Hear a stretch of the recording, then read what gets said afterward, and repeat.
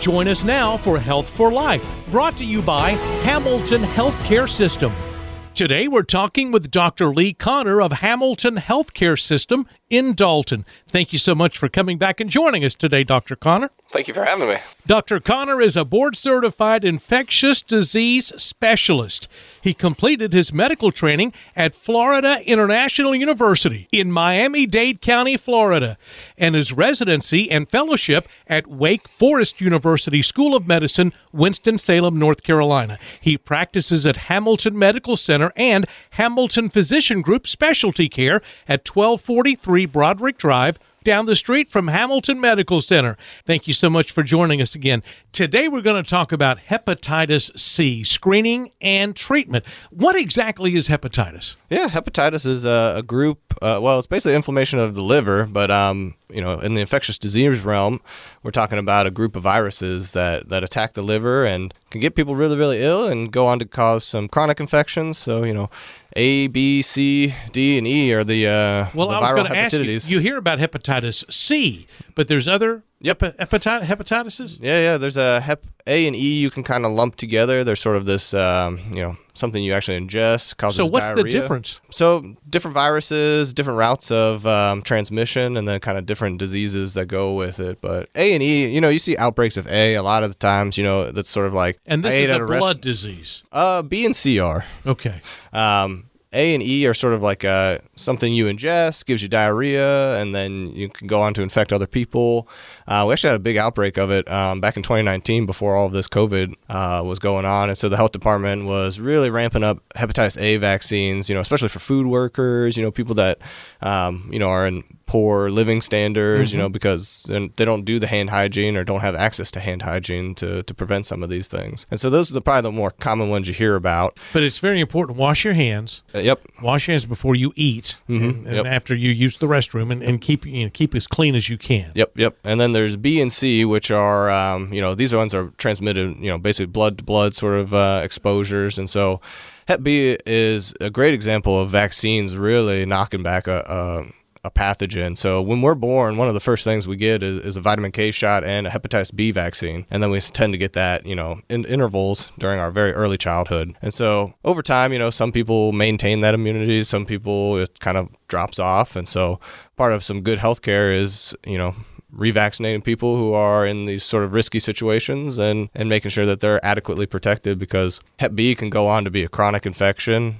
Most times does, and over time that damages the liver. You get cirrhosis, and We're talking about B now. Yep, and C is very similar. Well, I wanted to talk about C. How dangerous is hepatitis C? Yeah, so most of the time, when you get it, you have sort of this acute little flare of it, and that can be pretty bad. Depending if you have another hepatitis at the same time too, particularly that can be fatal. But most of the time, it's a self-limited infection that you're feeling, and then some people will clear hepatitis C on their own, but a vast majority do not. And then it basically just lingers in the body, and it's almost like a smoldering infection, that's just constantly damaging the liver for, decades.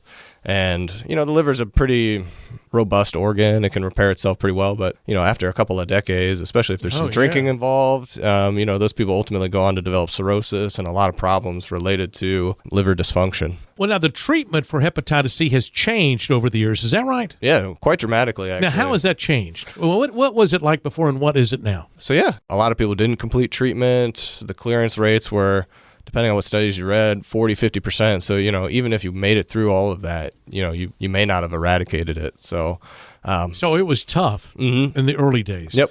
About 2013, 2014, things changed. Well, that's what I understand. It's been just in the last few years that the treatment has changed. And how has it changed for the better? Oh, it's been such a dramatic improvement. We started having these direct antiviral agents come out back 2013, 2014, back when I was sort of in medical school. And we've had a ton more agents come out since then, which for most people without any liver problems is going to be 8 weeks of treatment, and you're looking at about a 98% cure rate. Oh, that's incredible. Yeah, and usually it's, the people that don't get cured usually are lost to follow-up, don't take the pills. So, as long as you take the medicine, you're usually coming out the other end cured. So, okay, is that an oral medication? Yep.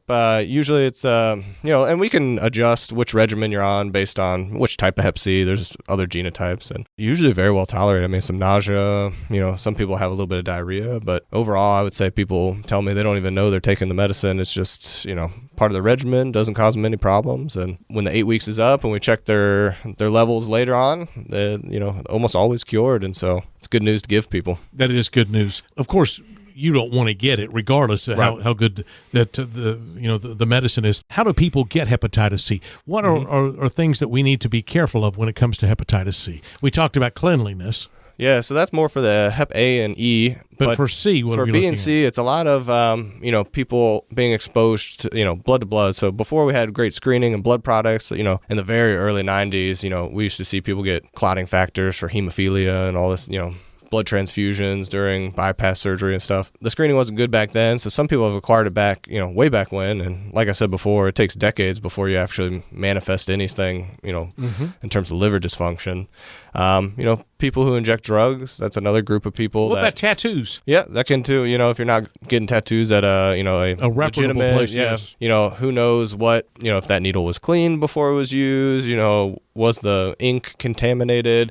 And so, hepatitis C can last on surfaces for quite a while. So is that right? It's so you got to be very careful. So, reputable places that, you want to stick to those, something in your, kitchen, probably not the, the most cleanly. Not. Now, what about someone who had a blood transfusion? I know that nowadays it's not this way, but many years ago, back in the 70s and 80s, could that have happened to them then? Could have, yeah. And really? Yeah. So, one of the things about hepatitis C is you really don't know you have it until the very end, and the wheels have fallen off. And that's why we've been advocating, especially in the baby boomer generation, is we're not sure sometimes how people have been exposed, but we know that people don't have symptoms, and so we've been really trying to screen these people so that we can find out who has it and get them on a pathway to treatment and cure so that they don't end up developing a lot of these chronic, liver issues. And some people end up going on for liver transplants, so it can be really, really awful. Well, now, if I have hepatitis C and I go through everything that I have to go through, can I get it again? You can. Yep. So, you have to start over again? You'd have to start over again. Yep. So, there's a big push of, we can get this treated, we can get this cured, but, intervening on some of the habits that may have led to you getting hepatitis C in the first place, that's another option that we really need to talk about when we're talking about treatment is minimizing your risk. We can cure it, but can always come back from somebody else. So that is so scary. One of the things that I wanted to talk about was some of the people who are at increased risk for getting hepatitis C. Some maybe, what about people with HIV? Are they at an increased risk? Yeah. Some habits that lead to acquiring HIV are similar to some of the habits of acquiring hepatitis C. Now, can a baby get hepatitis C from its mother? Can it be born with hepatitis C if its mother has it? That almost never happens. It's very, very low. But the one hepatitis that does that a lot is hepatitis B. So in other countries who don't have a very robust vaccination program for hepatitis B, what we call vertical transmission, that's mom to baby, right, is very, very common. And it's but we have that here. We have we have a very good vaccine program. Right. Is that the shot they get in the heel? Yep. It's one of those. Yep. Yeah, I've seen that before. So yeah, it's and those babies that unfortunately get hepatitis B from their mother, those ones tend to be more of the chronic infection that is not, doesn't ever really go away. Wow. So vaccines are really huge in hepatitis B. Well, you're talking about blood to blood. What about a mosquito bite? No, they don't, not really anything in that realm is transmitted with mosquitoes. I'd be more worried about West Nile virus, lacrosse virus in here, some of the more like neurotropic viruses, the ones that really cause encephalitis that you hear horror stories about. And you can get that from a mosquito bite. Yeah. Wow, that's so scary. Yep, it's so scary.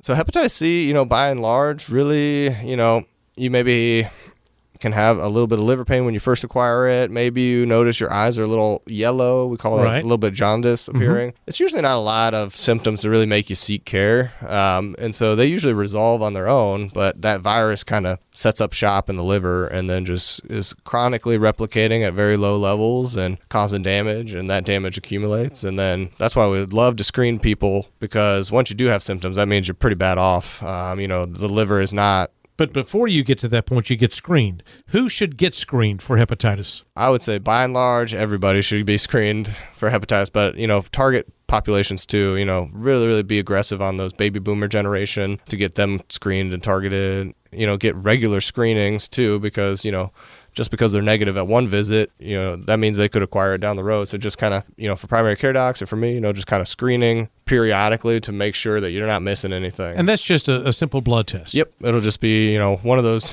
mini tubes they take. Yeah, it's just a simple blood test. Yeah, when you're getting the phlebotomy. Now, what tests are used to diagnose somebody? So we basically do a blood test, and we look for antibodies to Hep C or Hep B or, whatever you're looking at. And so we're looking at those antibody levels to see if you've been exposed to it. And then in terms of Hep C, if we know you've been exposed and you have a positive antibody, the next step is looking for, actual viral particles in your blood. They use the same sample. They just, put it on a different instrument. Mm-hmm. And then we can see if that hepatitis C is active or if you're one of the few that clears hepatitis C on their own, which, then you wouldn't need treatment. But the people that go on to have a positive viral load, which is those viral particles in the blood, those are the people that really need a referral to infectious disease or the health department to really get you started on treatment and get that virus knocked out. Good. And that's the HCV? Yep, HCV is the initials you might see. Because I've seen that before. Yep, exactly. So if you test positive for that, that's what you're talking of. Hepatitis can be kind of a mouthful, so yeah. we often talk in abbreviations. Now, let me ask you this about Hamilton Physician Group.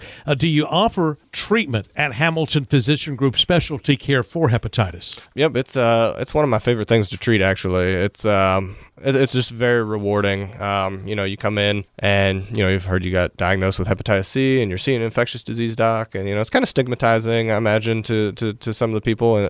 But it's something that it's really great that we identified you, got you into treatment, because in my clinic, we'll probably see each other for maybe about 6 months total. And you'll come and visit me. We'll talk about it. We'll talk about how to mitigate, potential risk of spreading it because, someone infected could go on to spread it to others. So, informing them about how to be safer out with others. There's an education. A lot of education in there. A lot of people have heard that hepatitis C treatment is very expensive, but almost always we can get it at affordable prices or even free of charge. So good. Some of those people should just get it to their doorstep and, they don't even have to step foot in a pharmacy. And this is an oral medication. Yep. All the ones now are and all you take oral. them daily. And, so we'll get the paperwork all taken care of. We'll have you sign a couple forms, but, after a week or two, once we get all the paperwork together, usually it all gets approved and, it either gets mailed directly to you or it'll go to your pharmacy and you can get started right away. That sounds like you'll figure something out. Oh, yeah. I can tell you if you walk through the door, we're going to get it in your hand one way or another. It's